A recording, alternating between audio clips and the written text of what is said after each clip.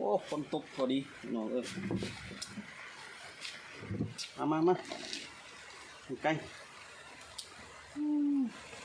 อัดคลิปยามใดฝนตกยามนั้น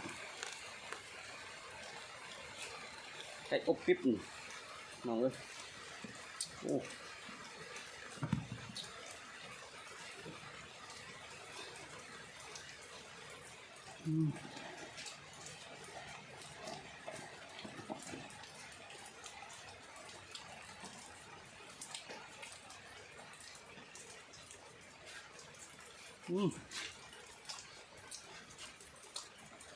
เจ้าบ้านนี่ก่อน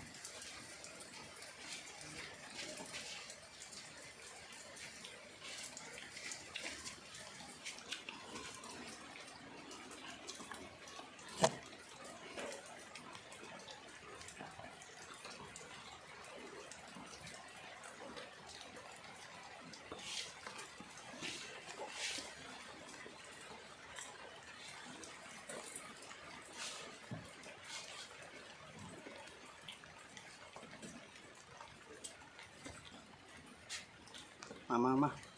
ถึงต้นเสาแล้วนี่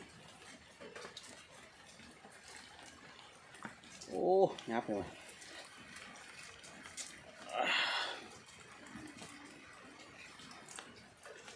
ไก่อบปิ๊บกันเนาะ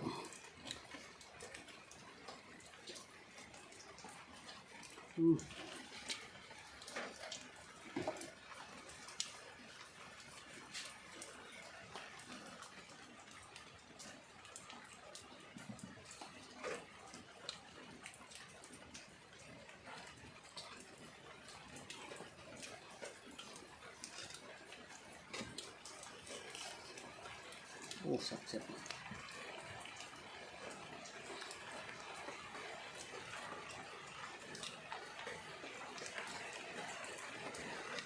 เอาตกมาเด้อคน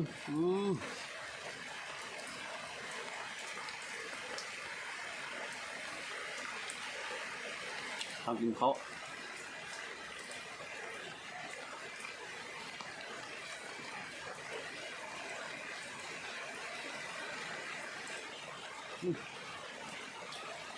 ตกขึ้นแล้ว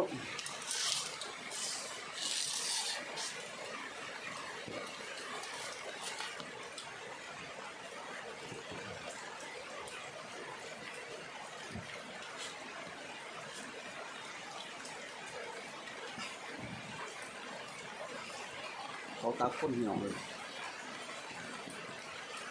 โอ้เขาตาคน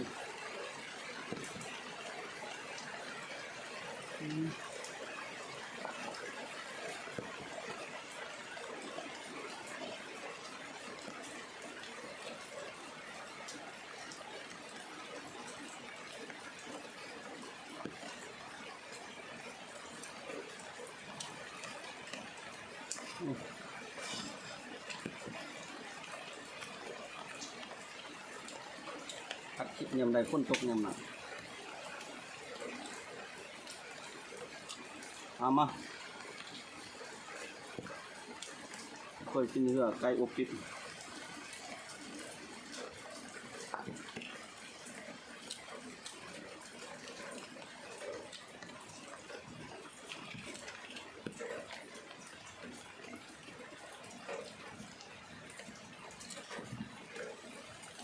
นึ่งประมาณชั่วโมงปลายที่บอกโอ้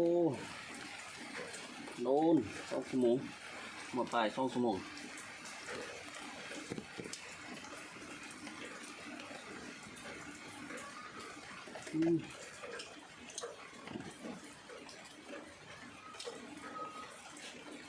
ปักเข้า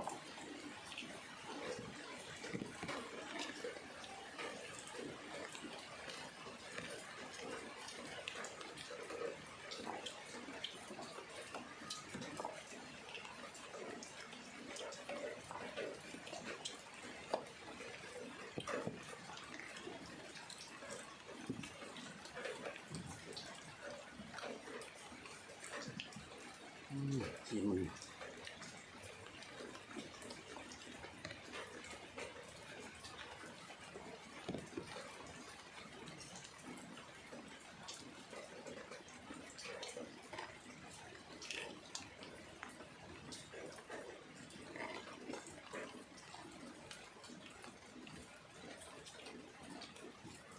ขาดสุกขนาดนั่นสมองปลายกับผสม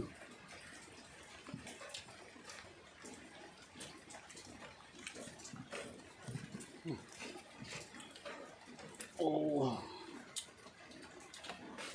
ครับ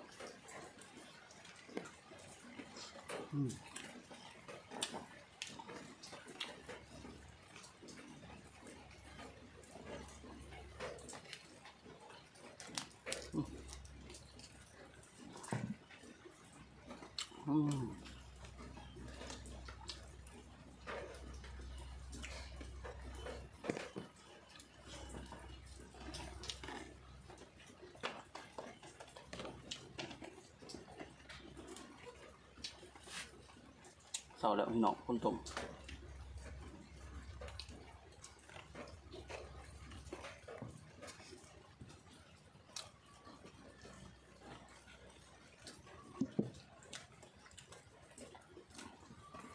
ไก่อบปิ๊บมันไก่อบฟางเลยสีมันใส่น้ำจิ้ม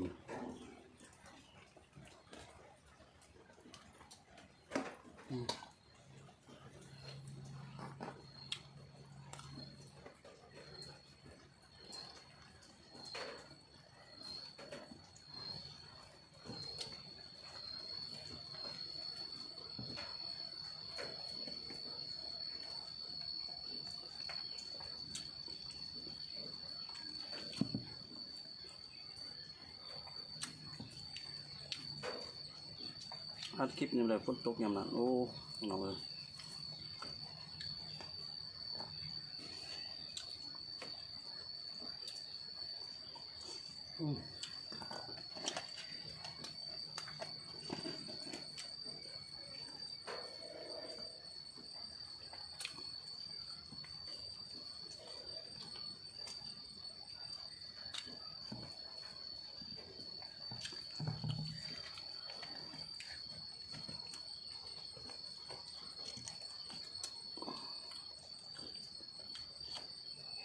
คักโอ้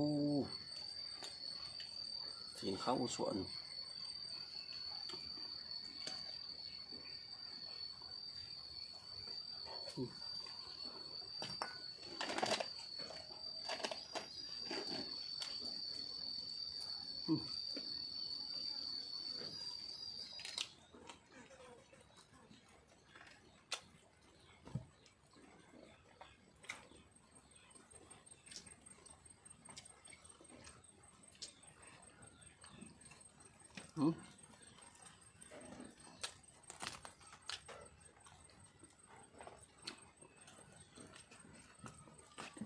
มันจะแนวแสบๆ